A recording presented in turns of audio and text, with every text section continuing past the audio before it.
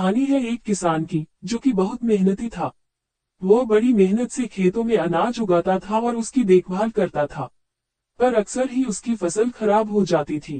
कभी सूखा पड़ जाता, कभी बाढ़ आ जाती, या कभी तेज धूप और कभी आंधी।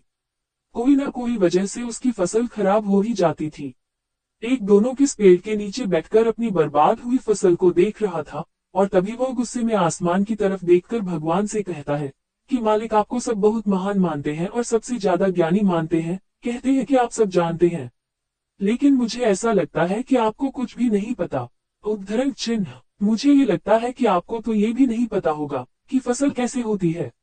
अगर आप ये जानते होते तो हर समय जो बाढ़, आंधी और तूफान आते हैं वो कभी नहीं आती।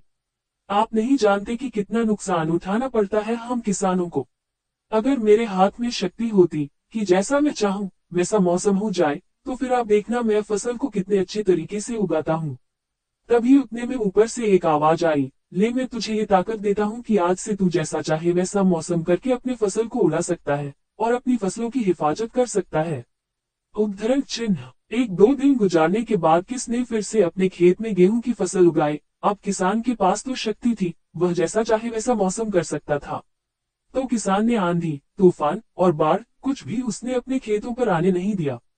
किसान ने अपनी फसलों को बर्बाद होने से बचाया, और उस साल उस किसान के खेत में ऐसी फसल हुई जो पहले कभी नहीं हुई थी।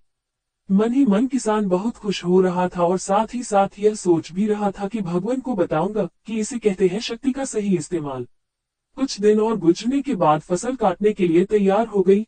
किसान बड़े उत्सुकता के साथ फसल को काटने लगा, पर जैसे ही उसकी नजर गेहूं की बोलियां पर पड़ी तो वह हैरान हो गया, क्योंकि उन वालियों में गेहूं के दाने ही नहीं थे। गेहूं के एक भी बाली के अंदर गेहूं का दाना ही नहीं था, सारी बालियां अंदर से खाली थी। अब वह किस बड़ा परेशान हो गया और फिर से भगवान को पुकारने लगा। वह जोर जोर से चिल्लाकर यह कह रहा था, भगवान, शायद तूने मुझे कोई सजा दी है। तभी ऊपर से आवाज आई कि मैंने तुम्हें कोई सजा नहीं दिया है, बल्कि इसकी जिम्मेदार तो तुम खुद हो। तुमने अपने पौधों को संघर्ष करने का मौका ही नहीं दिया। न तो तुमने उन्हें आंधियों से जूझने दिया, न ही तेज बारिश से सहने दिया, और न ही धूप में तपने दिया। एक भी चुनौती का सामना तुमने उन्हें नहीं करने दिया, इसीलिए सारे पौधे अंदर से खोखले रह गए। जब आंधी, तूफान, तेज बारिश और धूप पड़ती है तभी यह पौधे संघर्ष करते हैं, और इसी संघर्ष से ताकत पैदा होती है। जिसमें पावर होता है, एनर्जी होती है, और इसी संघर्ष से गेहूं का दाना बनता है। तूने उन्हें बुरे वक्त से गुजरते ही नहीं दिया। जहां उनका बनावट होता, सारी बालियां इसीलिए खोखली रह गई, क्योंकि तुमने अपने पौधों को संघर्ष कराया ही नहीं। सेम यही चीज दोस्तों हमारे साथ भी होती है। इस कहानी से हमें यही सीख मिलती है कि बुरा वक्त जो होता है, जिसे लोग संघर्ष कहते हैं, स्ट्रगल कहते हैं, यहीं से एक इंसान की तरक्की होती है। आपको पता होगा कि जब एक डायरेक्टर कोई मूवी बनता है, तो डायरेक्टर सबसे डिफिकल्ट रोल अपने बेस्ट एक्टर को देता है।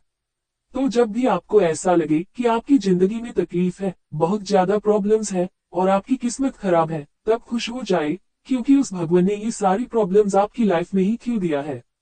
क्योंकि उसे पता है कि आप इन सब को पार करके आगे निकल सकते हो।